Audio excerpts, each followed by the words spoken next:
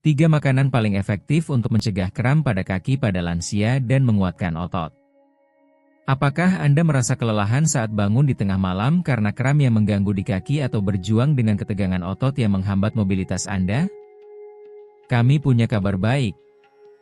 Pola makan yang tepat dapat membantu merilekskan otot, mengoptimalkan sirkulasi darah, dan mencegah kram sebelum terjadi.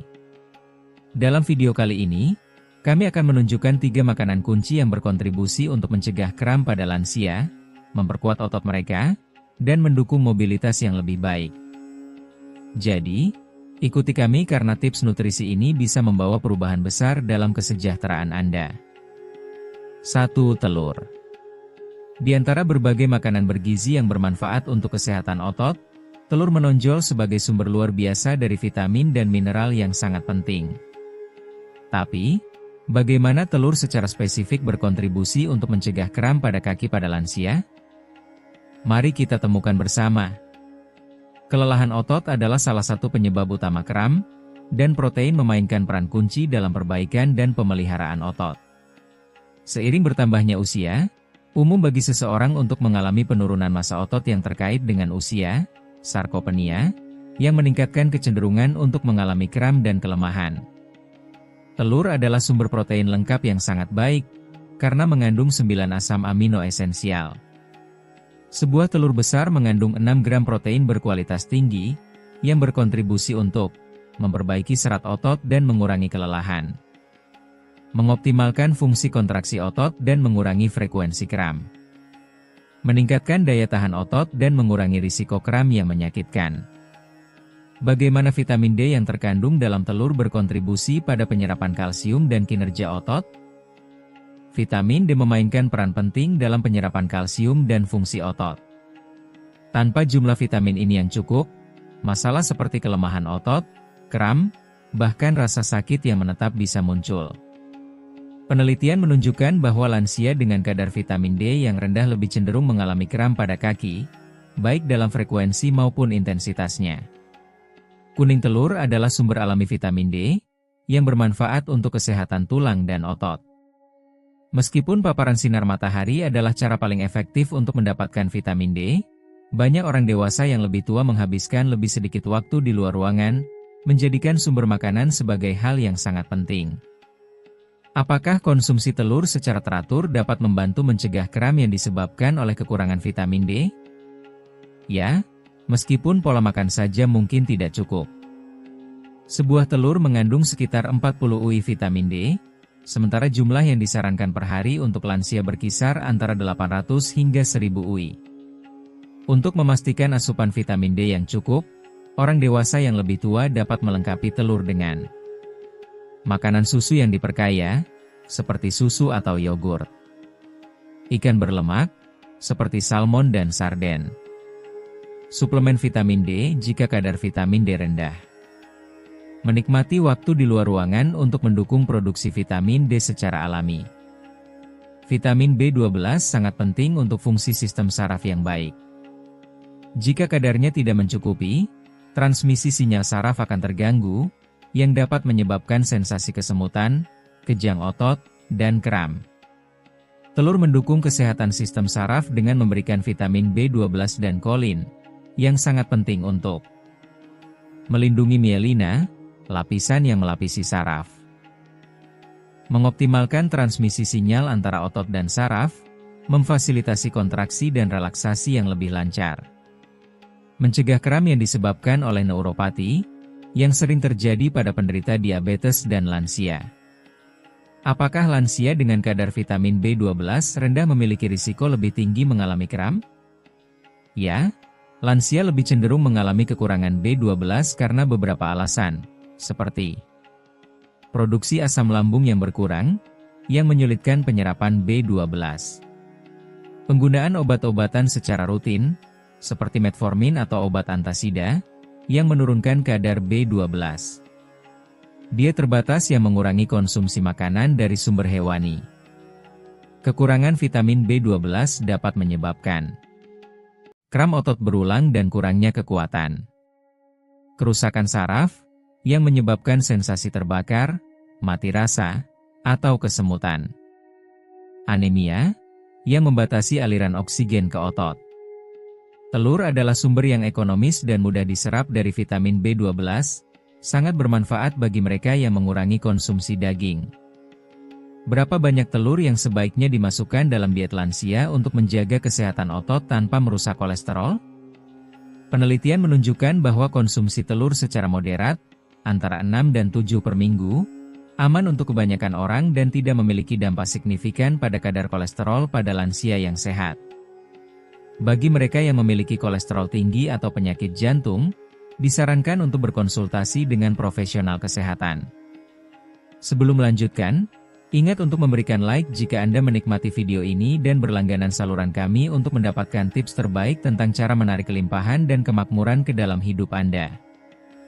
Mari kita lanjutkan. Bisakah telur membantu meredakan kram malam hari pada lansia? Ya. Kram malam hari seringkali terkait dengan pemulihan otot yang tidak memadai, ketidakseimbangan elektrolit, gangguan dalam fungsi saraf. Telur adalah sumber protein yang sangat baik yang mendukung pemulihan otot, vitamin B12 yang mendukung sistem saraf, dan vitamin D yang berkontribusi pada fungsi otot. Menambahkannya dalam makan malam atau sarapan bisa berguna untuk menyeimbangkan nutrisi dan mengurangi kram malam hari. 2. Pisang. Potasium adalah mineral penting untuk kinerja otot yang baik, transmisi impuls saraf, dan pemeliharaan keseimbangan cairan dalam tubuh. Jika kadar potasium menurun secara signifikan, hipokalemia, otot bisa menjadi lebih rentan terhadap kejang dan kram. Pisang adalah salah satu sumber potasium terbaik. Sebuah pisang ukuran sedang mengandung sekitar 420 mg, yang mewakili 12% dari jumlah yang direkomendasikan per hari. Menjaga kadar potasium yang tepat berkontribusi untuk mengontrol kontraksi otot dan mencegah kejang. Menjamin komunikasi yang efektif antara saraf dan otot. Mempertahankan keseimbangan cairan, membantu mencegah kram yang disebabkan oleh dehidrasi. Bagi lansia, mengonsumsi 1 atau 2 pisang sehari bisa menjadi strategi yang berguna untuk mengurangi munculnya kram otot. Bagaimana kejadian kejang ini terjadi ketika kadar potasium berada di bawah yang seharusnya? Dan bagaimana hal ini memengaruhi munculnya kram otot? Potasium memfasilitasi transmisi impuls listrik antara saraf dan otot. Ketika konsentrasinya dalam tubuh menurun, otot menjadi sangat sensitif, yang menyebabkan kram berulang. Komunikasi saraf terganggu, meningkatkan kemungkinan kejang tak terkendali. Selain itu, sel-sel kehilangan kemampuan untuk mengatur cairan dengan benar, menyebabkan kekakuan otot.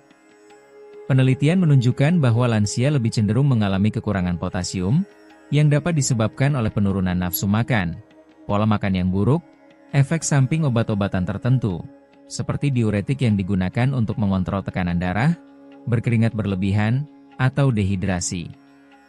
Menambahkan pisang dalam makanan mereka bisa menjadi cara alami untuk mengembalikan kadar potasium dan mendukung fungsi otot yang baik. Magnesio, un mineral esencial para la relajación muscular y el funcionamiento del sistema nervioso. Magnesium plays a key role in reducing muscle excitability, preventing sudden cramps. It also promotes ATP production, which provides energy for muscle contractions, and regulates the balance of calcium and potassium, vital elements for optimal muscle function.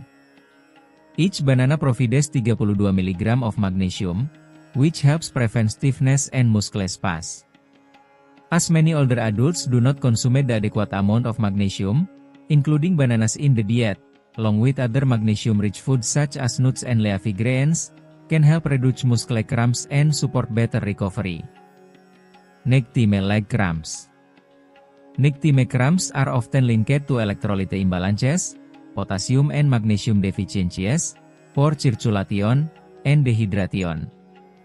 Since bananas are rich in potassium, magnesium, and carbohydrates that promote hydration, consuming 1 to 2 hours before bedtime can help relax muscles, reduce the severity of cramps, restore electrolyte balance, and prevent spasms during the night, as well as promote a more restful sleep by reducing muscle tension. How does the vitamin B6 in bananas affect the nervous system function and muscle recovery?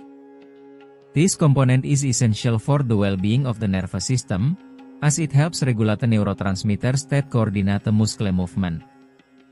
It also contributes to reducing inflammation, facilitating quicker recovery after exercise.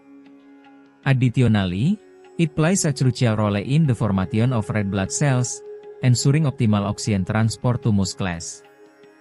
Each banana provides 0,4 mg of vitamin B6, which represents about 30% of the daily recommended intake for older adults. Studies indicate that a deficiency in this vitamin can lead to an increase in muscle cramps and spasms due to nerve function disruptions, higher inflammation that makes muscles more vulnerable to pain and stiffness, as well as lower energy production, contributing to muscle fatigue. A 2018 study found that older adults with vitamin B6 deficiency suffered more frequent leg cramps. Since bananas are rich in this vitamin, they can help prevent muscle issues related to the nerves. Benefits of bananas for preventing muscle cramps. Replenish potassium and magnesium levels, relieving cramps caused by electrolyte imbalances. Provide natural sugars and fluids, promoting hydration. Regulate sodium levels, which are essential for muscle contraction and relaxation. For older adults, it is essential to stay well hydrated and consume foods high in electrolytes, such as bananas, as this promotes proper muscle function. While bananas help with hydration, it is important to combine them with adequate water intake. If cramps are caused by dehydration, water consumption is as crucial as eating bananas. How many bananas should older adults eat daily to prevent leg cramps? The recommended amount may vary, but generally, 1 banana per day is enough to provide the adequate levels of potassium and magnesium that support muscle health. Consuming 2 bananas daily could be helpful for those who suffer from recurrent muscle cramps. Since bananas contain natural sugars, older adults with diabetes should consume them with caution, combining them with fiber-rich foods like nuts or whole grains to avoid fluctuations in blood sugar levels. For those who experience cramps regularly, eating 1 banana a day, staying well hydrated, and following a balanced diet can have a positive impact on muscle function and reduce the occurrence of cramps. Nuts and seeds, powerful allies against muscle cramps. Although foods high in potassium and magnesium, such as bananas and leafy greens, are popular for preventing cramps, nuts and seeds also make an excellent dietary choice. These foods, packed with magnesium, potassium, proteins, and healthy fats, promote muscle relaxation, improve circulation, and help maintain electrolyte balance. Mari kita lihat bagaimana almond, biji labu, kacang mete, dan kacang lainnya dapat membantu menjaga otot tetap kuat dan mencegah kram pada orang lanjut usia. Banyak orang lanjut usia tidak mengonsumsi magnesium yang cukup, yang membuat mereka lebih rentan mengalami kram kaki yang menyakitkan dan sering. Kacang-kacangan dan biji-bijian adalah beberapa sumber magnesium alami yang paling efektif, sehingga menjadi pilihan yang mudah untuk mencegah kram ini. Jumlah magnesium per 28 gram, 1 ons.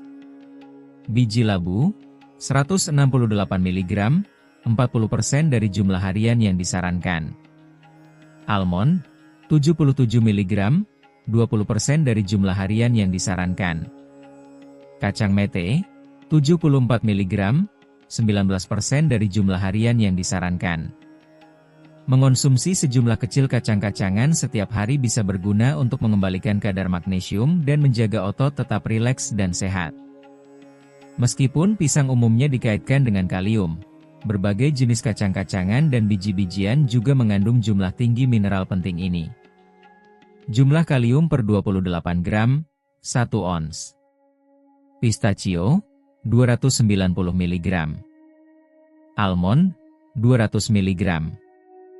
Kacang mete, 160 mg. Elektrolit, seperti magnesium dan kalium, hilang melalui keringat, jadi sangat penting untuk mengembalikannya guna mempermudah pemulihan otot dan mencegah kram. Mengapa kacang-kacangan dan biji-bijian ideal untuk mengembalikan elektrolit? Mereka adalah sumber yang melimpah magnesium dan kalium, yang mendukung regenerasi otot. Mengandung lemak sehat yang membantu mengurangi peradangan pada otot. Memberikan protein, yang mendorong perbaikan jaringan otot. Bagi orang lanjut usia yang mengalami kram setelah berolahraga, mengonsumsi segenggam kecil kacang-kacangan atau menambahkan biji-bijian pada makanan bisa sangat bermanfaat untuk mengembalikan mineral yang hilang dan mencegah kontraksi otot. Lemak bermanfaat yang terdapat dalam kacang-kacangan dan biji-bijian mempromosikan sirkulasi darah yang baik, memastikan bahwa otot memperoleh oksigen dan nutrisi yang dibutuhkan untuk fungsi yang baik. Asam lemak omega-3, yang ditemukan dalam kacang walnut dan biji rami, membantu mengurangi peradangan pada otot. Sementara itu, lemak monounsaturated yang ada dalam almond dan kacang mete membantu sirkulasi darah dan mengurangi kemungkinan kram. Dapatkah kacang-kacangan dan biji-bijian membantu mengurangi peradangan yang terkait dengan kelelahan dan kram otot? Ya, peradangan yang persisten mempengaruhi jaringan otot dan meningkatkan kerentanannya terhadap kekakuan dan kejang otot. Kacang-kacangan dan biji-bijian kaya akan antioksidan dan zat antiinflamasi yang membantu mengurangi stres oksidatif pada otot, mengurangi peradangan, dan mendukung pemulihan yang lebih cepat. Selain itu, mereka mendukung kesehatan otot jangka panjang, mencegah timbulnya kram berulang. Bagi orang lanjut usia yang menderita nyeri otot kronis atau artritis, memasukkan kacang walnut, biji rami, dan almond dalam diet mereka bisa memberikan bantuan alami berkat sifat antiinflamasi mereka. Meskipun semua kacang dan biji merupakan sumber penting nutrisi, beberapa jenis menonjol karena kandungan magnesium, kalium, dan protein yang tinggi, menjadikannya sekutu utama untuk kesehatan otot. Kacang-kacangan dan biji-bijian ideal untuk mencegah kram kaki. Biji labu menonjol karena kandungan magnesium yang tinggi, dengan 168 mg per ons. Almond, sumber magnesium dan kalium yang sangat baik, penting untuk fungsi otot.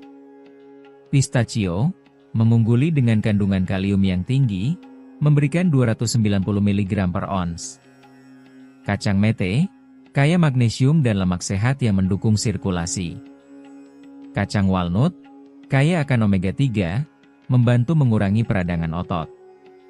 Berapa banyak kacang dan biji yang harus dikonsumsi orang lanjut usia setiap hari untuk mencegah kram? Meskipun kacang-kacangan dan biji-bijian adalah makanan yang sangat kaya nutrisi, mereka juga tinggi kalori, sehingga penting untuk mengontrol jumlah yang dikonsumsi. Jumlah yang disarankan. Satu porsi kecil kacang-kacangan, sekitar 28 gram, per hari, yang setara dengan sekitar 20 almond. 2 sendok makan biji-bijian, seperti biji rami, chia, atau biji labu, ditambahkan ke dalam makanan untuk memaksimalkan manfaatnya. Waktu terbaik untuk mengonsumsi kacang-kacangan dan biji-bijian untuk mendukung kesehatan otot. Dengan makanan, membantu penyerapan nutrisi dan mendukung keseimbangan elektrolit. Sebelum tidur, dapat mengurangi kram malam hari dengan menjaga otot tetap rileks. Setelah berolahraga, membantu menggantikan elektrolit yang hilang dan mendukung pemulihan otot. Jika dikonsumsi dengan bijak, kacang-kacangan dapat membantu mencegah kram sambil menjaga pola makan yang seimbang. Poin yang perlu diperhatikan.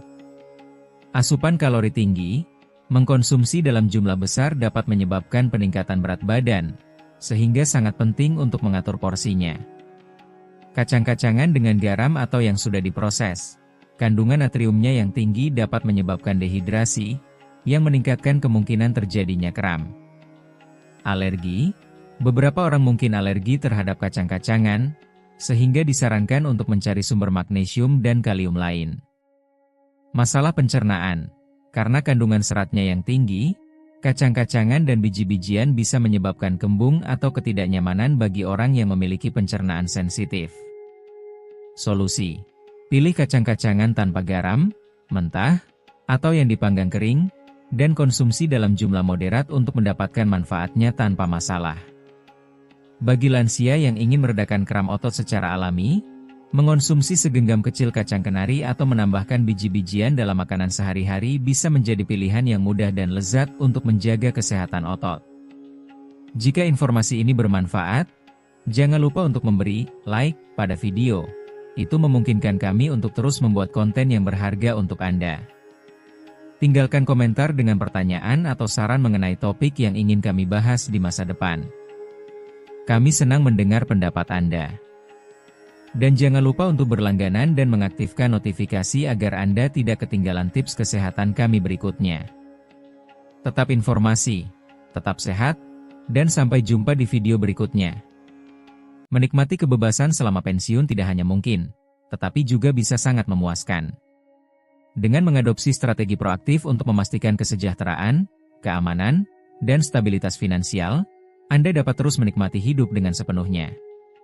Ingatlah bahwa selalu ada kemungkinan untuk melakukan penyesuaian yang dapat meningkatkan kualitas hidup Anda, tidak peduli tahap mana yang Anda hadapi.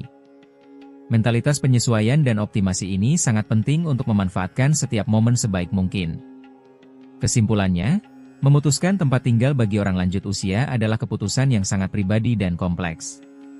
Apakah mereka memilih untuk tetap tinggal di rumah keluarga untuk menikmati kebersamaan yang dekat, memilih untuk tinggal dekat untuk menjaga kemandirian, atau memilih jenis tempat tinggal yang sepenuhnya berbeda?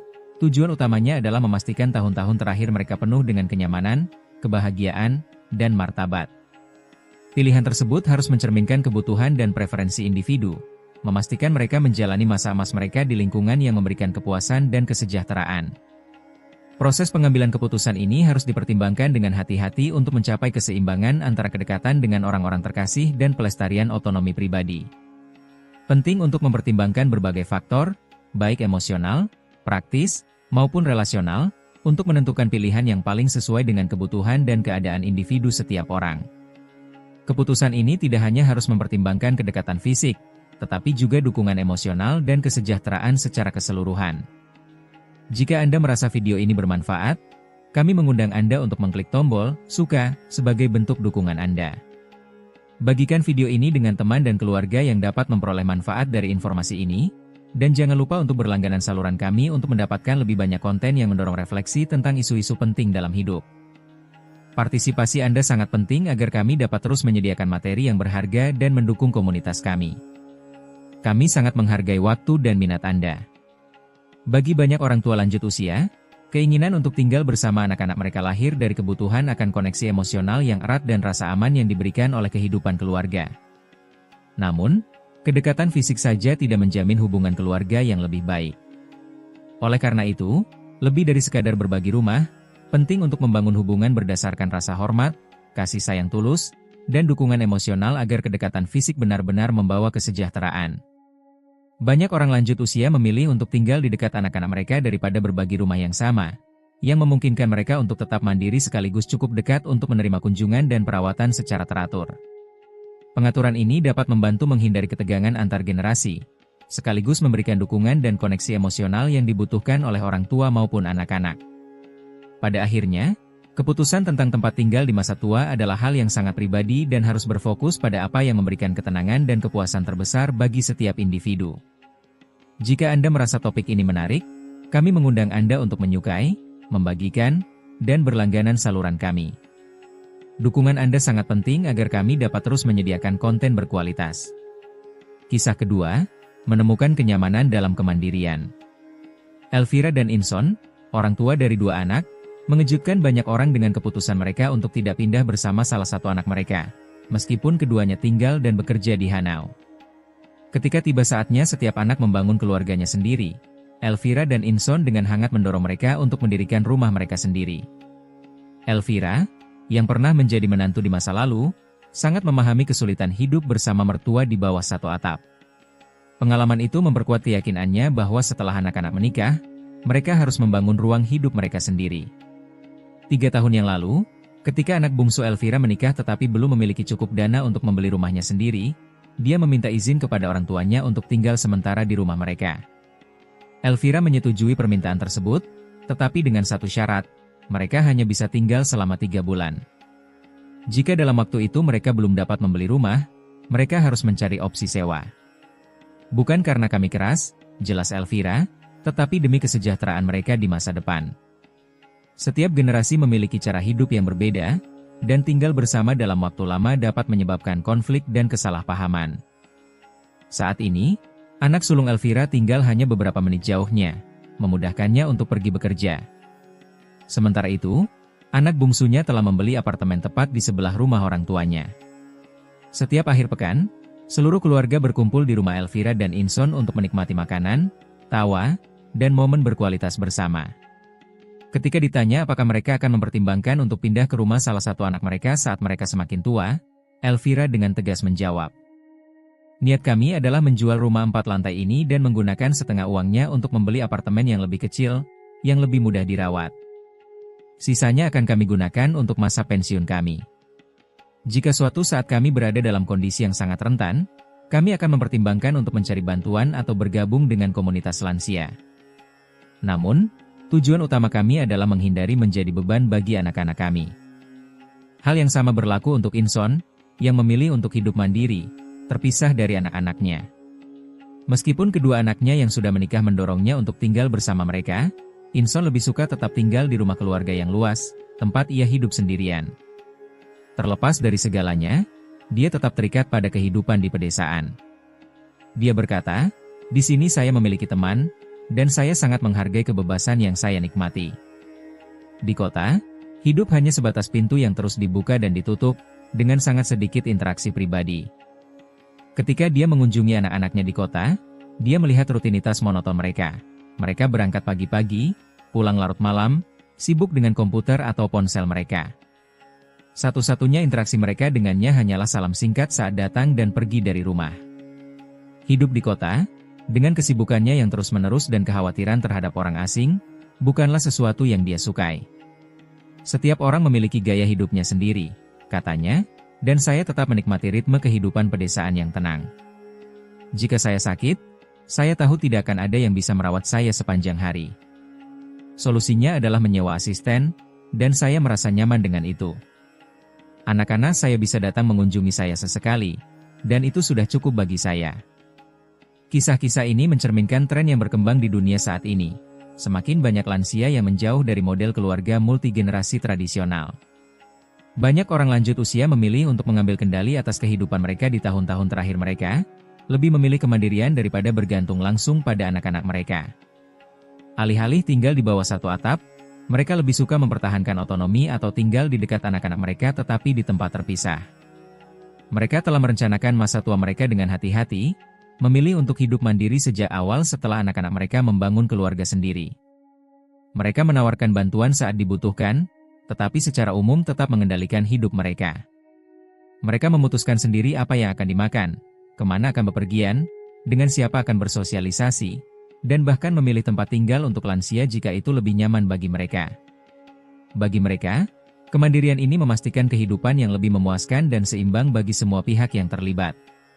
Pendekatan ini tidak hanya memungkinkan lansia untuk mempertahankan rasa kendali dan otonomi, tetapi juga memfasilitasi hubungan yang lebih harmonis, dengan menghindari potensi ketegangan yang berasal dari berbagi ruang fisik.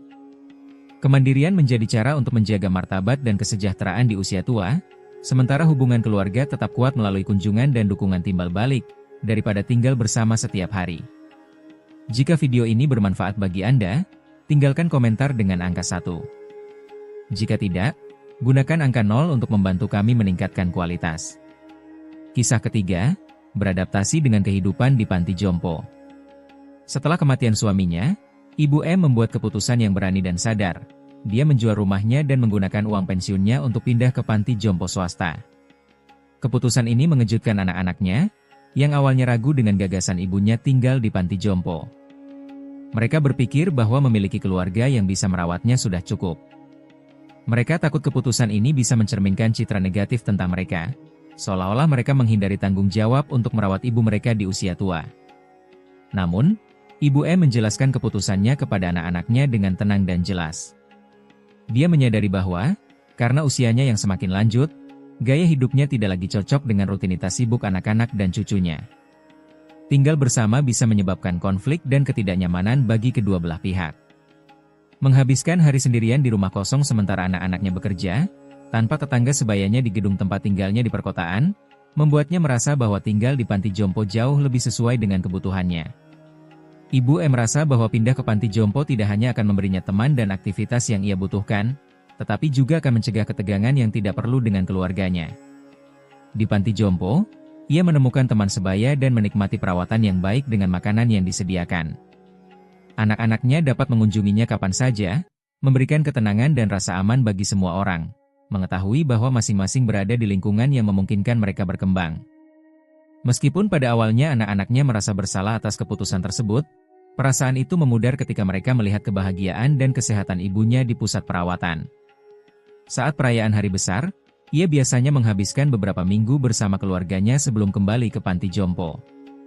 Dalam kunjungannya ke teman-temannya yang masih tinggal bersama anak-anak mereka, ia berbagi pengalamannya yang positif dan mendorong mereka untuk mempertimbangkan pilihan serupa, menyoroti manfaat yang ia temukan dalam situasi barunya.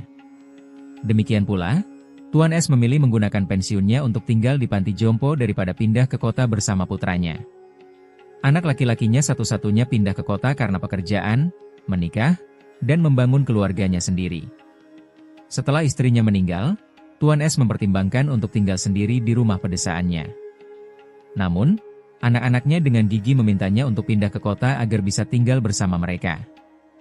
Meskipun ia setuju dengan enggan, setelah hampir 2 tahun, ia merasa seperti terjebak dalam semacam penjara emas. Hari-harinya dihabiskan di depan televisi dengan sedikit interaksi sosial. Kebebasanku untuk hidup dengan caraku sendiri semakin memudar, katanya dengan kecewa. Saat menghadapi penyakit Parkinson, Tuan S melihat sebuah program televisi tentang panti jompo dan memutuskan untuk mencari lebih banyak informasi secara online. Ia menemukan bahwa panti jompo bisa menjadi lingkungan yang ideal baginya, menyediakan perawatan dan teman yang ia rindukan. Setelah penelitian ini, ia meminta anak-anaknya untuk memberinya kesempatan mencoba tinggal di panti jompo selama beberapa bulan. Meskipun anak-anaknya awalnya ragu, akhirnya mereka setuju. Yang mengejutkan semua orang, kesehatan Tuan S mengalami peningkatan yang signifikan saat ia menyesuaikan diri dengan kehidupan di antara orang lain dan menerima perawatan yang berkelanjutan. Ia akhirnya memutuskan untuk tinggal secara permanen di panti jompo, menggunakan pensiun militernya untuk menutupi biayanya. Keputusan ini membawa kelegaan besar bagi anak-anaknya, yang merasa senang melihat ayah mereka bahagia dan terawat dengan baik, tanpa harus khawatir tentang tanggung jawab sehari-hari seperti menyiapkan makanan atau mengatur perawatannya. Di masa lalu, mengirim orang tua lanjut usia ke panti jompo dianggap sebagai tindakan penelantaran dan pengkhianatan terhadap nilai-nilai keluarga. Namun, perspektif ini berubah seiring waktu. Semakin banyak orang tua memilih tinggal di panti jompo karena berbagai alasan. Beberapa melakukannya karena mereka sendirian, sementara yang lain memiliki anak-anak yang, karena kesibukan mereka, tidak dapat memberikan perawatan yang dibutuhkan. Selain itu, ada juga yang mencari lingkungan yang tenang untuk menikmati masa tua mereka. Yang terpenting adalah bahwa para lansia merasa puas dan bahagia dengan keputusan yang mereka buat demi kesejahteraan mereka. Sebelum melanjutkan, pastikan untuk memberi suka pada video ini jika Anda menikmatinya dan berlangganan saluran ini untuk mendapatkan tips terbaik tentang cara menarik kelimpahan dan kesejahteraan dalam hidup Anda. Sekarang, mari kita lanjutkan dengan kontennya. Sahabat sekalian, keputusan tentang di mana menghabiskan tahun-tahun terakhir kehidupan adalah pilihan yang sangat pribadi yang bervariasi tergantung pada keluarga dan keadaan masing-masing. Baik mereka memilih untuk tinggal bersama anak-anak mereka atau mempertahankan kemandirian mereka, yang paling penting di masa tua adalah mencapai kebahagiaan, menjaga kesehatan yang baik, dan mempertahankan nilai-nilai yang mendefinisikan keluarga mereka. Orang tua dapat memilih untuk tinggal bersama anak-anak mereka atau hidup secara terpisah, memilih opsi yang paling sesuai dengan kebutuhan dan keinginan mereka. Tidak perlu mengikuti keyakinan tradisional bahwa anak-anak harus merawat orang tua mereka di rumah keluarga. Kadang-kadang, orang tua menemukan kedamaian dan kesejahteraan sejati dalam lingkungan yang berbeda. Hidup di usia tua bukan hanya tentang bergantung pada anak-anak, tetapi tentang menemukan kedamaian, kebahagiaan, dan kepuasan dalam rutinitas sehari-hari. Baik mereka memilih untuk tinggal bersama anak-anak mereka, mempertahankan kemandirian mereka, atau tinggal di panti jompo, yang terpenting adalah setiap lansia dapat menjalani hidup sesuai dengan preferensi mereka sendiri, menghormati nilai-nilai keluarga mereka, dan mempertahankan martabat mereka. Penuaan tidak boleh dipandang sebagai akhir dari suatu tahap, tetapi sebagai awal dari fase baru yang penuh dengan tujuan. Pada tahap ini, kita dapat menikmati setiap momen dengan kepuasan dan kegembiraan sejati. Ambil kendali atas jalan hidupmu dan cari kehidupan di usia tua yang kaya akan makna dan kebahagiaan. Jika kisah-kisah ini menginspirasi dan memotivasimu untuk bertindak, tolong balas dengan angka 9. Jika tidak, balas dengan angka 0. Pendapatmu sangat berharga bagi kami, dan kami dengan tulus berterima kasih atas waktu yang telah kamu luangkan untuk membaca pesan ini. Bagian 2. Jika pasanganmu meninggal lebih dulu, ada 3 keputusan penting yang harus kamu hindari. Pernahkah kamu bertanya-tanya bagaimana kamu akan menghadapi hidup jika kehilangan pasangan hidupmu? Kehilangan orang tercinta dapat membuatmu merasa tersesat dan mengalami kekosongan yang mendalam. Namun, bagaimana jika ada cara untuk tidak hanya bertahan dari kehilangan ini, tetapi juga menjadi lebih kuat karenanya? Bergabunglah dengan kami saat kami mengeksplorasi kisah inspiratif dari 3 orang yang telah melewati proses sulit ini dan berbagi pelajaran paling berharga yang mereka pelajari. Temukan bagaimana harapan bisa ditemukan kembali, bagaimana otonomi dapat dipulihkan, dan bagaimana kebahagiaan tetap bisa diraih, bahkan setelah menghadapi kehilangan yang begitu mendalam. Melalui pengalaman mereka, kamu akan belajar bagaimana menghadapi kesedihan dan membangun kehidupan baru yang penuh dengan tujuan dan makna. Hidup di dunia ini tidak dapat diprediksi. Seperti yang dikatakan Misaki, kita tidak pernah tahu berapa lama seseorang yang kita cintai akan tetap di sisi kita. Hidup seperti kereta yang bergerak, dan setiap orang hanya bisa menemanimu dalam sebagian perjalanan. Ketika tiba saatnya untuk berpisah, penting untuk merasa bersyukur atas momen-momen tak terlupakan yang telah dibagikan. Jika seseorang cukup beruntung memiliki pasangan sepanjang perjalanan hidupnya, itu harus dianggap sebagai berkah sejati. Memiliki pasangan baik di masa muda maupun di usia tua adalah anugerah yang luar biasa, meskipun tidak semua kisah cinta ditakdirkan untuk bertahan selamanya. Beberapa orang harus menghadapi kehilangan pasangan hidup lebih cepat dari yang diharapkan, entah karena penyakit atau tragedi yang tak terduga. Kepergian orang tercinta meninggalkan kekosongan yang sangat besar, seolah-olah rumah kehilangan penopangnya. Meskipun menyakitkan dan penuh tantangan, waktu terus berjalan tanpa henti, dan orang yang telah pergi tidak akan kembali. Ketika menghadapi kehilangan pasangan, sangat penting untuk menemukan cara menyembuhkan diri sendiri sambil tetap menjalani kehidupan yang bermakna. 3 orang yang memiliki pengalaman dalam hal ini membagikan pandangan dan nasihat mereka kepada mereka yang berada di usia parubaya atau tua. Mereka menyarankan bahwa jika pasanganmu pergi lebih dulu, ada 3 hal yang harus dihindari agar tahun-tahun mendatang tetap bermartabat dan memuaskan.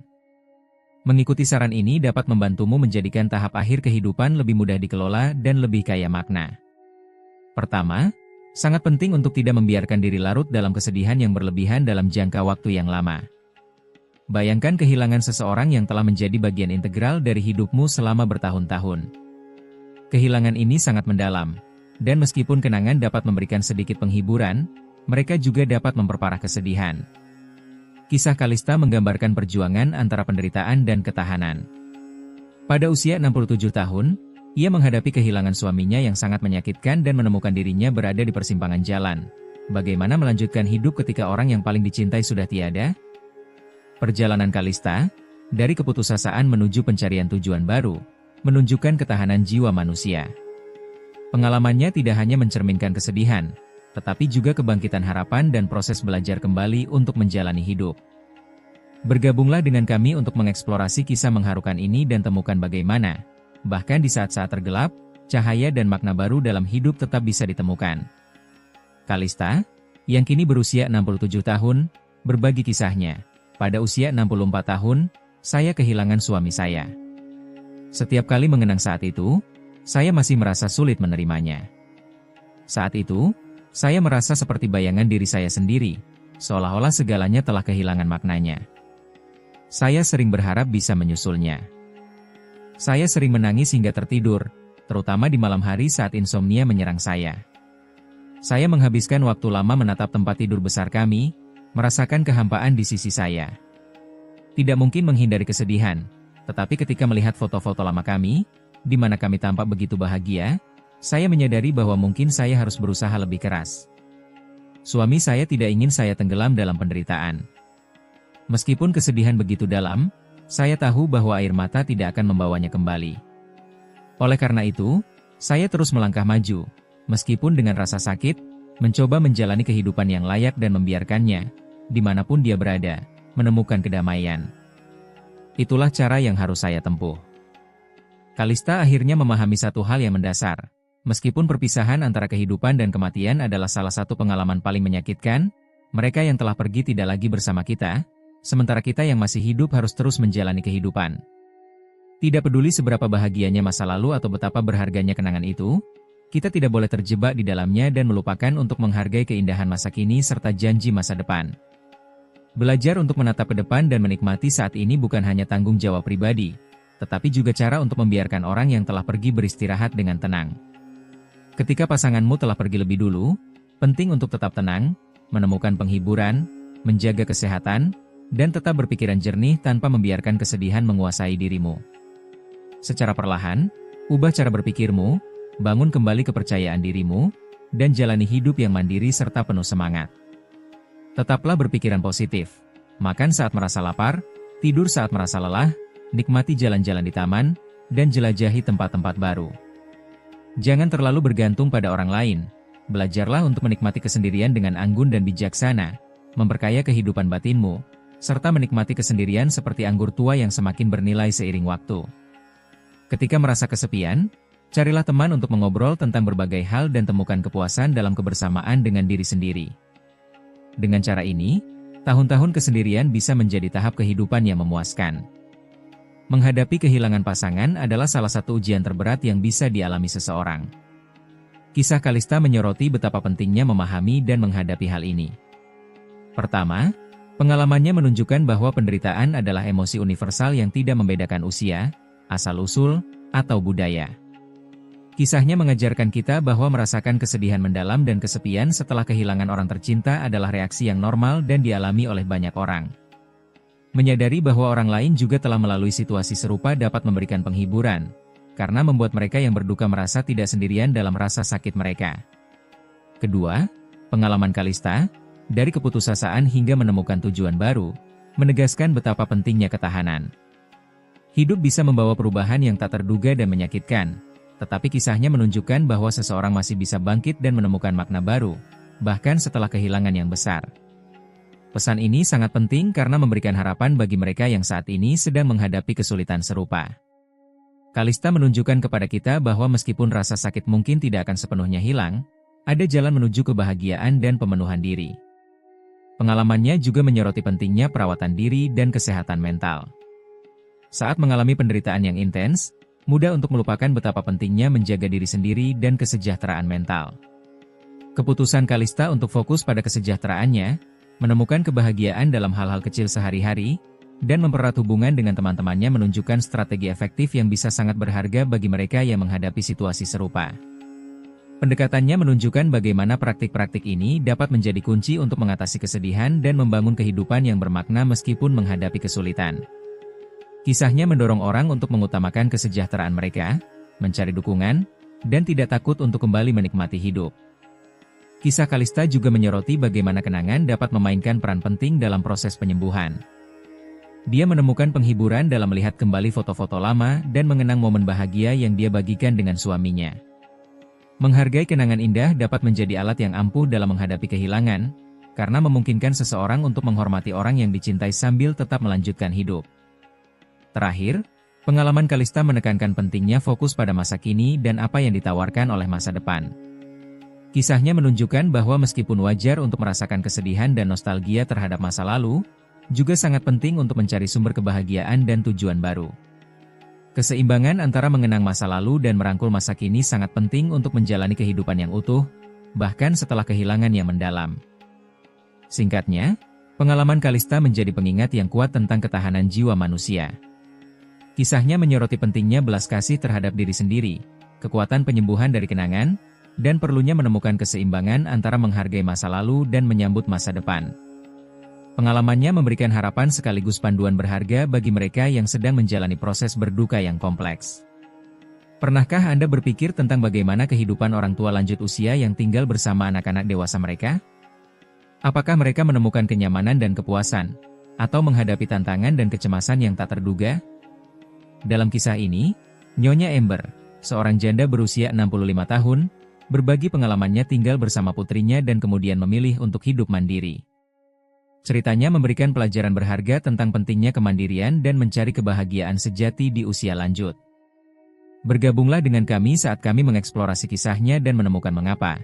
Terkadang, teman terbaik adalah diri kita sendiri. Berikut adalah pengalaman Nyonya Ember. Pada usia 65 tahun, ia berbagi.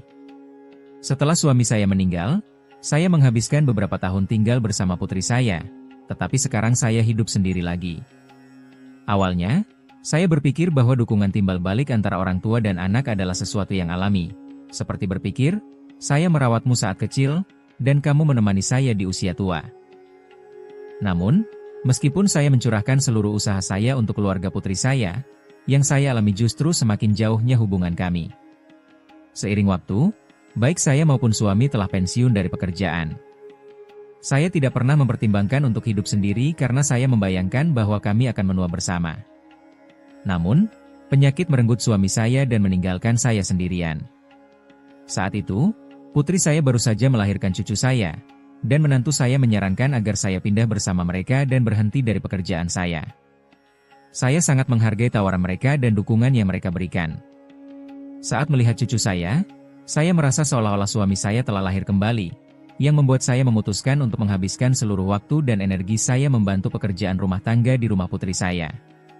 Pada awalnya, putri saya dan suaminya memberi saya tunjangan bulanan untuk membantu biaya hidup saya. Namun, seiring berjalannya waktu, mereka berhenti melakukannya karena saya memiliki uang pensiun sendiri untuk memenuhi kebutuhan saya. Ketika cucu saya tumbuh besar, saya menyadari bahwa pensiun saya tidak cukup untuk memenuhi kebutuhan keluarga yang terdiri dari 4 orang. Saya beberapa kali memberitahu putri saya bahwa saya mengalami kesulitan keuangan, tetapi dia tampaknya tidak terlalu sabar dengan kekhawatiran saya. Terkadang dia memberikan sedikit uang, tetapi lebih sering dia lupa melakukannya. Seiring bertambahnya usia, kita cenderung lebih banyak berbicara, dan berbagi ruang yang sama dengan anggota keluarga dapat menyebabkan konflik. Beberapa kali, saya merasa sulit untuk tidak mengomentari keputusan keuangan putri saya, karena dia sering berbelanja online setiap hari tanpa menyisihkan uang untuk keadaan darurat. Dalam hal pengasuhan cucu saya, putri saya dan suaminya lebih memilih membiarkannya tumbuh dengan ritmenya sendiri, sementara saya percaya bahwa anak-anak harus dibimbing dengan disiplin sejak usia dini. Seiring waktu, perbedaan pendapat ini menyebabkan semakin besarnya jarak di antara kami. Lama-kelamaan, saya menyadari bahwa putri saya dan keluarganya mulai memperlakukan saya dengan lebih sedikit kebaikan dan rasa hormat. Saat merenungkan tahun-tahun saya tinggal bersama mereka, saya memutuskan bahwa sudah waktunya untuk kembali menjalani hidup saya sendiri. Ketika saya mengusulkan untuk kembali ke rumah saya, meskipun mereka mengatakan bahwa mereka akan merindukan saya, jelas terlihat bahwa mereka merasa lega dan senang dengan keputusan saya. Apa yang akan Anda dengar bisa mengubah cara Anda memandang beberapa orang di sekitar Anda. Dan kami tidak berbicara tentang orang asing, tetapi tentang saudara, anak-anak, teman, atau bahkan pasangan Anda. Mari kita jujur, ada ikatan yang benar-benar kacau, dan bertahan pada ikatan itu di saat hidup Anda sekarang adalah kesalahan yang tidak ada pembenaran. Bayangkan hidup Anda seperti sebuah rumah yang telah Anda bangun dengan dedikasi selama bertahun-tahun. Setiap bata melambangkan pengalaman, pencapaian, dan orang-orang yang Anda izinkan masuk ke ruang Anda. Sekarang, di tahap ini, saatnya untuk merapikan, membersihkan, dan jika perlu, mengunci beberapa pintu. Karena, mari kita jujur, tidak semua kunjungan menyenangkan, dan tidak semua orang berkontribusi pada keharmonisan rumah Anda. Hari ini saya ingin berbagi dengan Anda 7 aspek kunci untuk mengidentifikasi siapa yang lebih baik dijauhkan di tahap hidup Anda ini. Ini penting untuk menjaga kesejahteraan, kebahagiaan, dan keseimbangan emosional Anda. Tidak ada yang lebih merugikan daripada terus menarik hubungan yang merusak. Jadi tetap waspada, perhatikan, dan bersiaplah untuk membuat keputusan yang, meskipun mungkin sulit, akan sangat diperlukan. Karena, percayalah, apa yang menjauh tidaklah penting, dan kedamaian Anda sangat berharga. Mari kita langsung ke poin pertama. Refleksi tentang nilai waktu dan hubungan. Dengarkan, hidup tidak berhenti. Dan seiring berjalannya waktu, waktu menjadi barang yang terlalu berharga untuk disia-siakan. Berapa kali Anda menunggu panggilan dari anak Anda, hanya untuk mereka mencari Anda ketika mereka membutuhkan sesuatu? Mungkin mereka meminta uang atau meminta bantuan, tetapi ketika Anda yang membutuhkan dukungan, Ketika kesepian terasa berat, di mana mereka? Tidak ada panggilan untuk menanyakan kabar Anda, tidak ada tanda minat yang tulus. Itu, saudara, tidak terlukiskan. Kekosongan di jiwa, perasaan dimanfaatkan, menggerogoti Anda tanpa memberi apapun sebagai balasan. Apakah Anda benar-benar berpikir ini adil untuk Anda? Atau mungkin Anda memiliki saudara laki-laki atau perempuan yang masih membawa kebencian masa lalu, luka masa kecil yang tidak pernah sembuh. Setiap percakapan, setiap pertemuan, menjadi kelelahan emosional. Mereka melemparkan cercaan tanpa belas kasihan, mengingatkan kesalahan Anda, membuat Anda merasa bahwa Anda tidak pernah cukup. Dan yang paling berat, Anda tahan hanya karena mereka keluarga. Ikatan keluarga bukan alasan untuk mentolerir perlakuan buruk. Anda tidak berkewajiban untuk mempertahankan hubungan yang hanya membawa penderitaan. Jika setiap percakapan dengan orang itu meninggalkan Anda dengan perasaan cemas, mengapa Anda masih bertahan di sana? Dan kita tidak bisa melupakan pasangan. Orang yang seharusnya menjadi dukungan Anda, tempat perlindungan Anda, teman hidup Anda, tetapi malah memperlakukan Anda seolah Anda gangguan. Mereka mengabaikan Anda, meremehkan impian Anda, dan membuat Anda merasa tidak berharga. Itu langsung mempengaruhi kesejahteraan Anda. Apakah Anda benar-benar layak bersama seseorang yang tidak menghargai Anda, yang memadamkan cahaya Anda dan membuat Anda kehabisan tenaga untuk terus maju? Saatnya membuka mata. Anda tidak bisa terus berharap pada perubahan yang tidak akan pernah terjadi. Kenyataannya jelas, di tahap hidup Anda ini, tidak semua hubungan layak diperjuangkan. Jangan sia-siakan energi Anda pada mereka yang hanya mengurangi, yang tidak memberikan hal positif dan hanya menguras Anda. Hidup Anda milik Anda, bukan milik orang lain, dan segala sesuatu yang merampas kedamaian Anda tidak memiliki tempat di dalamnya. Renungkan ini. Jika orang itu tidak ada lagi dalam hidup Anda besok, apakah Anda benar-benar merindukannya? Jika jawabannya tidak, maka Anda tahu apa yang harus dilakukan. Jangan tetap bertahan hanya karena kebiasaan atau takut akan kesepian. Melakukannya akan seperti mengabaikan yang jelas sementara segala sesuatu di sekitar Anda runtuh. Tidak, itu tidak. Anda tidak perlu memikul hubungan yang merampas sedikit kedamaian yang Anda miliki. Ini saatnya menutup bab-bab yang tidak membawa hal positif dan mulai dikelilingi oleh orang-orang yang benar-benar memberi dampak positif dalam hidup Anda. Karena, di titik ini, yang terbaik datang ketika Anda memutuskan untuk meninggalkan apa yang tidak berfungsi. Jangan terus menunggu. Belajarlah untuk menetapkan batas. Saatnya untuk memprioritaskan kebutuhan dan kesejahteraan Anda di atas segalanya. Jangan terus menunda hidup Anda karena orang lain. Evolusi persahabatan dan penerimaan perubahan. Apakah Anda menyadari bahwa, seiring berjalannya waktu, orang-orang yang dulu menemani Anda, yang Anda anggap teman seumur hidup, telah menghilang dari hidup Anda? Dan tidak, saya tidak berbicara tentang kematian. Saya berbicara tentang sesuatu yang bahkan lebih memilukan, jarak yang terjadi secara tak terhindarkan. Persahabatan yang dulu tampak tak tergoyahkan, yang Anda kira akan bertahan seumur hidup, seiring waktu kehilangan kekuatannya. Mungkin sekarang hubungan Anda lebih tenang.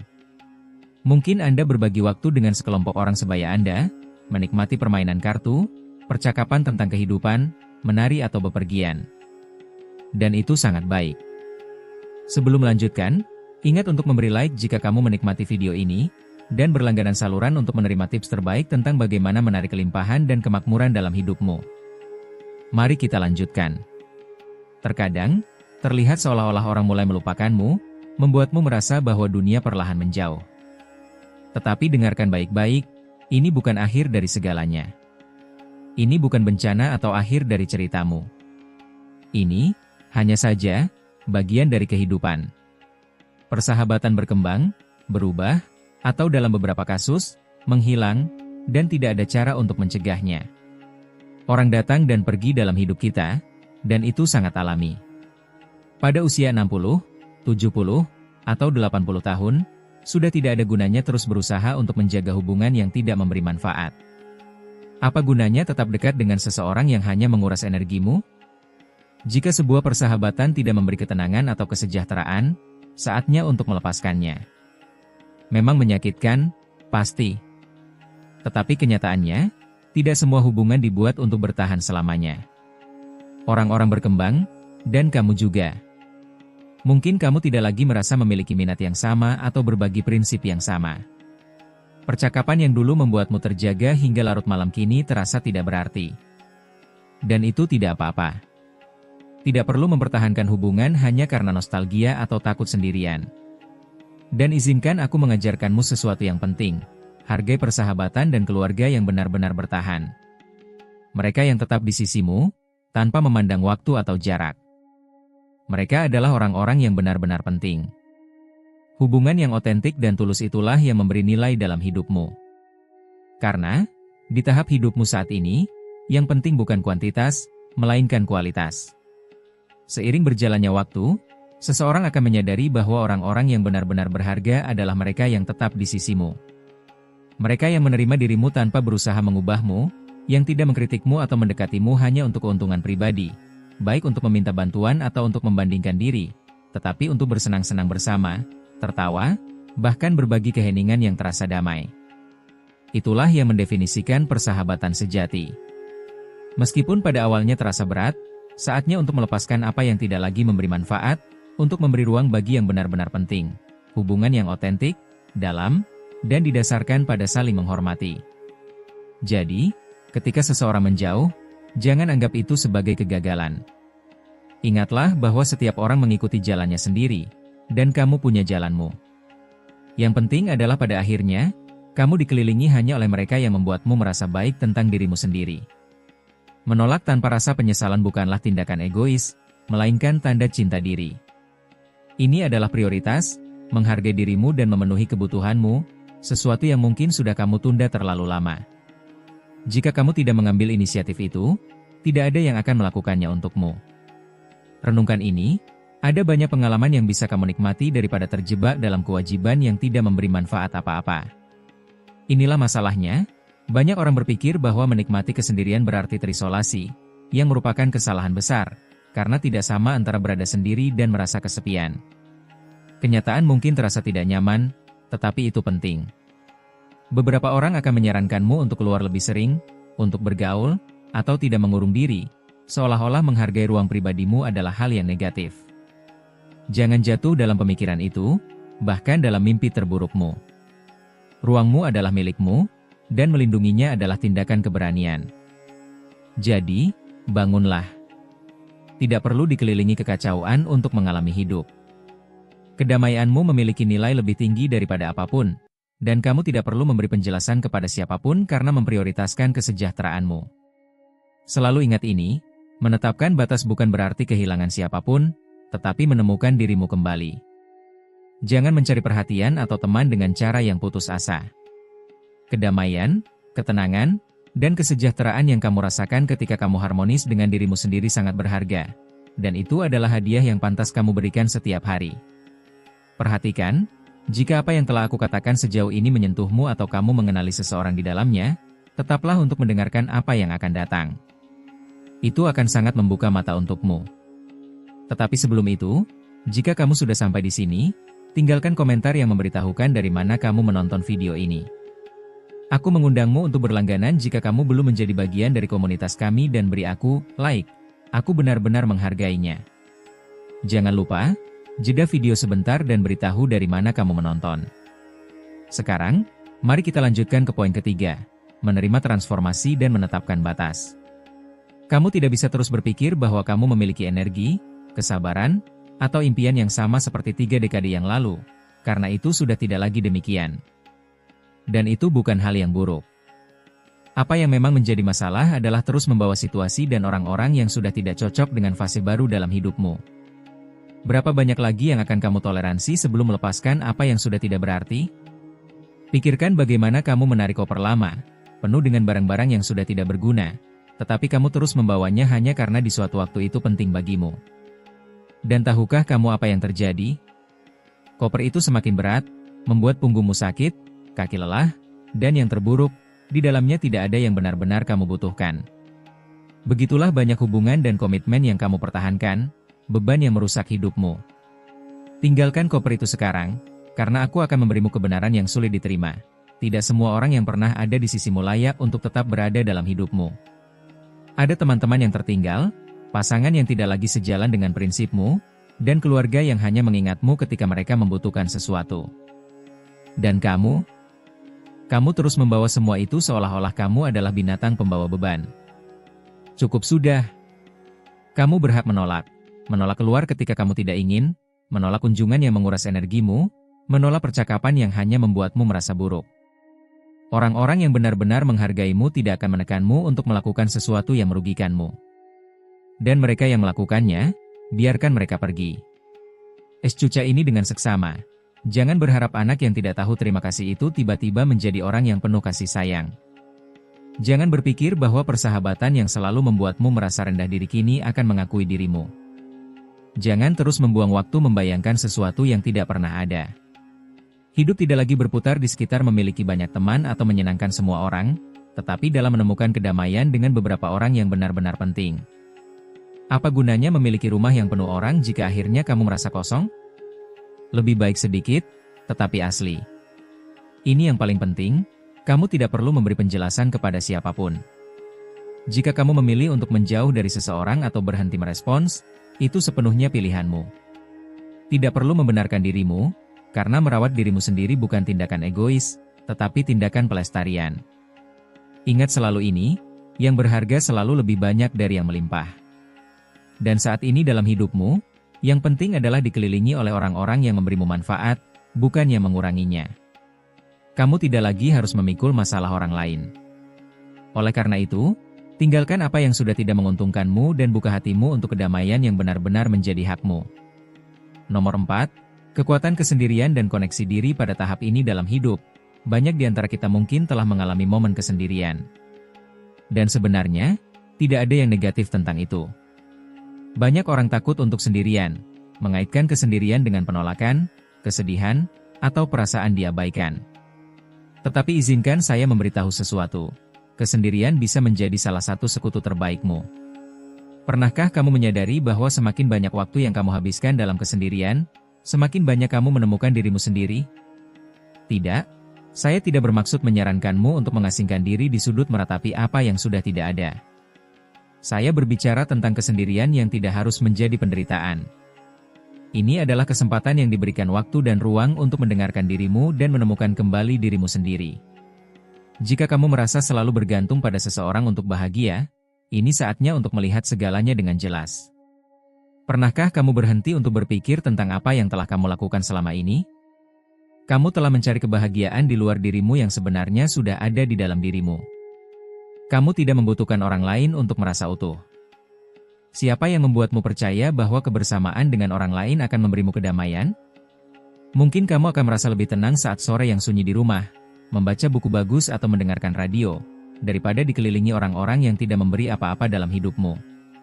Saya katakan tanpa basa-basi, jika kamu tidak belajar untuk menghargai keberadaanmu sendiri, jika kamu terus mencari di orang lain apa yang hanya bisa kamu berikan pada dirimu, kamu akan terus membuang waktumu.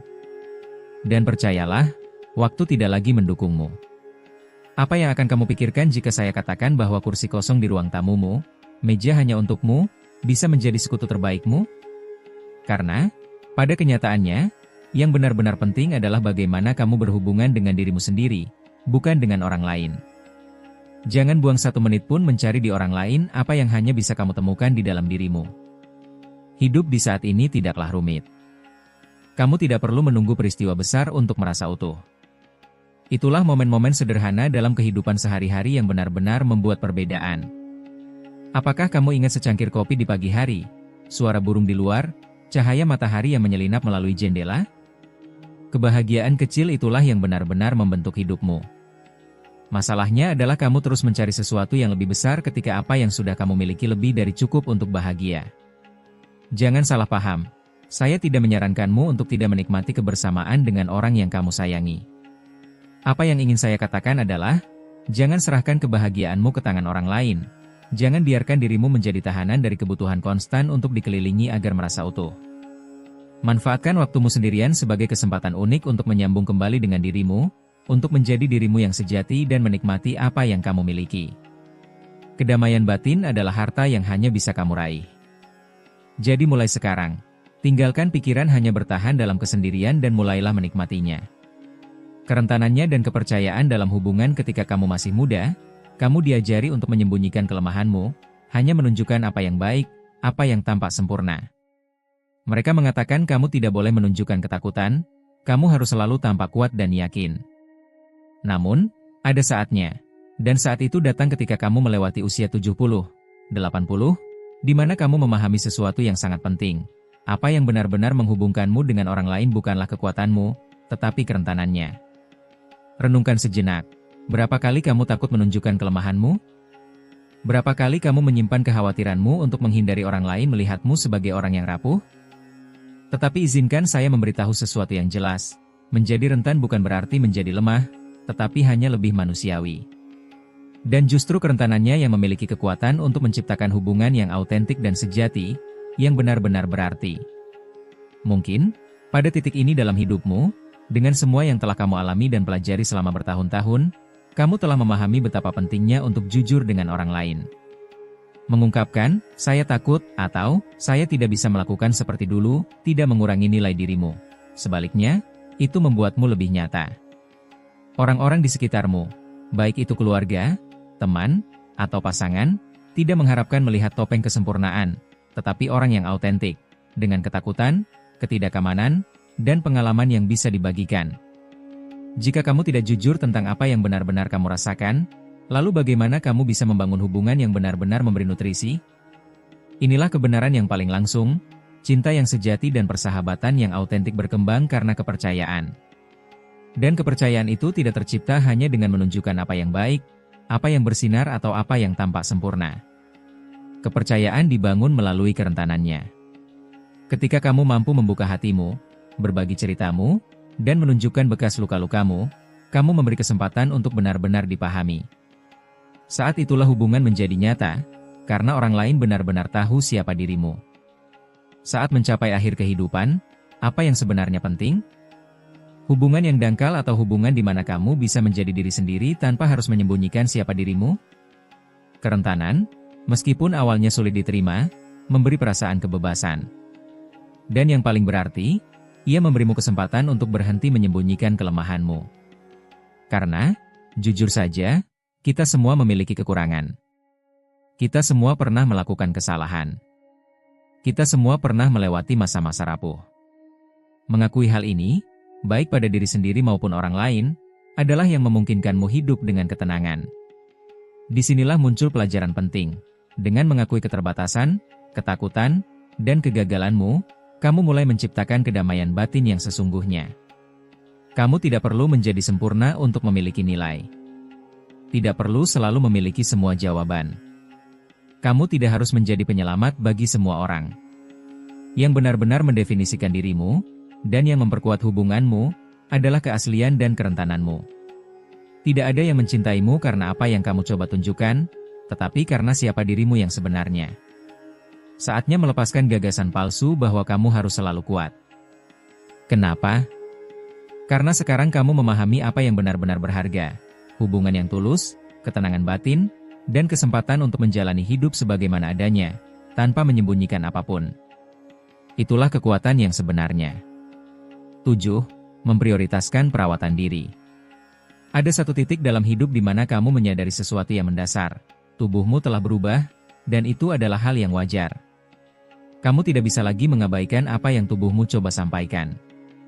Namun, yang terpenting adalah ini, merawat diri bukan hanya tentang berolahraga atau menjaga pola makan sehat. Merawat diri adalah bentuk cinta terhadap diri sendiri yang melampaui aspek fisik. Itu adalah belajar untuk memprioritaskan kesejahteraanmu di atas segalanya. Selama bertahun-tahun, mungkin kamu sering menempatkan dirimu di posisi kedua, bukan? Dalam hidup, keluarga selalu didahulukan, lalu pekerjaan, dan pada akhirnya, kamu sendiri yang tertinggal. Tetapi hari ini, jika ada satu hal yang kamu pahami, itu adalah bahwa waktu tidak berjalan seperti dulu, begitu juga energimu. Dan ini bukan hanya tentang kekuatan fisik, tetapi juga emosional. Jika kamu tidak memperhatikan dirimu sendiri, jika kamu tidak meluangkan lebih banyak waktu untuk dirimu sendiri, kamu berisiko kehilangan sesuatu yang jauh lebih berharga, ketenanganmu. Renungkan sejenak, berapa kali kamu mengutamakan kebutuhan orang lain atau kewajiban yang tidak perlu daripada kesejahteraanmu sendiri? Berapa kali kamu lupa bahwa hidup bukan hanya tentang memenuhi harapan orang lain, tetapi juga tentang merasa nyaman dengan dirimu sendiri? Kini saatnya untuk mengubah cara berpikirmu. Waktunya untuk berkata cukup. Merawat diri sendiri bukan lagi sebuah kemewahan, melainkan sebuah kebutuhan yang nyata. Sekarang, saat hari-hari terasa lebih panjang, ini adalah waktu yang ideal untuk menghadiahi diri sendiri dengan waktu untuk dirimu sendiri. Ini bukan hanya tentang mengistirahatkan tubuh, tetapi juga membebaskan pikiran dan jiwa. Ini adalah kesempatan untuk mulai menolak tekanan eksternal dan, pada saat yang sama, mengatakan ya pada kesejahteraan batinmu. Saatnya membangun ruang dalam hidupmu di mana kebisingan menghilang, di mana tidak ada tuntutan, dan kamu bisa menjadi dirimu sendiri serta bernapas dengan tenang. Pada akhirnya, satu-satunya hal yang benar-benar penting adalah kesejahteraanmu. Dan tahukah kamu? Tidak ada yang bisa menandinginya. Hal-hal kecillah yang benar-benar membuat perbedaan. Kadang-kadang, perawatan terbaik yang bisa kamu berikan kepada diri sendiri sesederhana tenggelam dalam buku yang bagus dengan tenang, menikmati secangkir teh di teras tanpa gangguan, atau berjalan-jalan di taman sambil meluangkan waktu untuk merenungkan semua yang telah kamu alami. Jeda sederhana itu, momen-momen damai itu, adalah hadiah sejati yang bisa kamu berikan kepada dirimu sendiri. Jika kamu tidak merawat dirimu sendiri, siapa yang akan melakukannya? Kini saatnya untuk menempatkan kesehatan fisik, mental, dan emosionalmu di tempat utama. Penting untuk memahami bahwa perawatan diri bukan hanya tentang mencegah penyakit atau ketidaknyamanan, tetapi juga tentang memberi makan jiwamu dan pikiranmu. Meluangkan waktu untuk merenungkan pengalamanmu, untuk beristirahat tanpa rasa bersalah, untuk selaras dengan siapa dirimu dan apa yang telah kamu capai, adalah tindakan cinta terhadap diri sendiri yang tidak boleh kamu tinggalkan. Pada tahap kehidupan ini, perawatan diri menjadi sama pentingnya dengan udara yang kita hirup. Jika kamu tidak melakukannya, kamu berisiko kehilangan diri sendiri, kehilangan kemampuan untuk menikmati semua yang masih kamu miliki, yang tidaklah sedikit. Jadi, saat ini, tindakan paling berani yang bisa kamu lakukan adalah merawat dirimu secara menyeluruh. Pada akhirnya, jika kamu tidak memprioritaskan dirimu sendiri, siapa yang akan melakukannya? Menghilangkan hubungan yang merugikan. Singkatnya, sudah cukup membiarkan orang-orang negatif merampas kesejahteraanmu. Kini saatnya menghadapi kenyataan. Jika kamu terus menoleransi mereka yang hanya ingin memanfaatkan dan menguras energimu, kamu tidak akan pernah merasakan ketenangan yang sebenarnya kamu layak dapatkan. Tidak ada lagi panggilan telepon yang hanya terjadi saat mereka membutuhkan sesuatu, tidak ada lagi komentar kejam dari anggota keluarga yang belum menyembuhkan luka mereka sendiri, dan tidak ada lagi hubungan yang membuatmu merasa seperti beban. Saatnya menyingkirkan segala sesuatu yang menghalangimu untuk benar-benar bahagia. Bayangkan setiap hubungan toksik sebagai batu bata kotor dalam rumah yang telah kamu bangun dengan dedikasi selama bertahun-tahun. Apakah kamu benar-benar ingin batu bata itu tetap menjadi bagian dari tempat perlindunganmu? Jangan lakukan itu. Setiap detik yang kamu habiskan untuk orang-orang yang menguras energimu adalah pukulan langsung terhadap harga dirimu dan kesejahteraanmu. Pikirkan baik-baik, kamu tidak pantas merasa dimanfaatkan, diremehkan, atau diabaikan, apalagi harus menanggung hubungan yang menyakitimu. Pesannya jelas dan tegas, waktumu berharga dan ketenanganmu tak ternilai harganya. Jangan terus memikul sesuatu yang tidak lagi masuk akal. Jangan mempertahankan hubungan yang hanya meninggalkan rasa kosong. Ini adalah saatnya untuk melepaskan, untuk mengakhiri tanpa ragu, untuk menutup pintu yang hanya membawa penderitaan, dan membuka jalan bagi mereka yang benar-benar menghargai dan mencintaimu. Jika ada seseorang dalam hidupmu yang selalu menguras energimu, jika setiap percakapan dengan mereka membuatmu merasa tidak nyaman, maka sudah saatnya menjauh. Perubahan memang bisa menyakitkan, tetapi bertahan dalam situasi yang sama jauh lebih menyakitkan. Berhenti berpikir bahwa kamu harus mempertahankan hubungan hanya karena kebiasaan atau takut kesepian. Kesepian bukanlah hukuman, tetapi kesempatan untuk terhubung kembali dengan dirimu sendiri, mengambil kembali kendali atas hidupmu, dan mulai memprioritaskan hal yang paling berharga, dirimu sendiri. Jangan biarkan kesedihan atau rasa bersalah mengendalikanmu. Pada titik ini dalam hidupmu, yang terpenting adalah setia pada dirimu sendiri, dikelilingi oleh orang-orang yang membawa hal positif dan membuatmu merasa damai. Kenyataannya jelas dan sederhana. Jika orang-orang yang beracun itu menghilang besok, apakah kamu akan benar-benar merasa sedih? Jika jawabannya tidak, maka keputusan sudah jelas. Sudah waktunya membebaskan diri dari apapun yang menyakitimu, menuntut hak untuk bahagia, dan fokus pada dirimu sendiri tanpa perlu alasan. Hidupmu begitu berharga sehingga tidak boleh menyia-nyiakannya dalam hubungan yang tidak pantas mendapatkan satu detik pun dari waktumu. Bangunlah dan tetapkan batasan sekarang. Kesejahteraan dan kebahagiaanmu dipertaruhkan, dan hanya kamu yang memiliki kekuatan untuk membebaskan diri dari apapun yang menahanmu.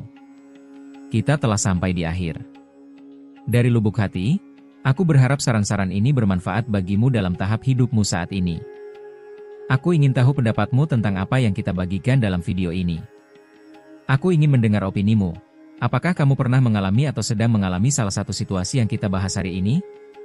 Apakah kamu telah mengambil tindakan untuk mengubahnya? Tinggalkan komentarmu di bawah. Aku akan senang mengetahui pengalamanmu dan mendengar apa yang kamu pikirkan. Terima kasih banyak sudah menonton. Sampai jumpa di video berikutnya.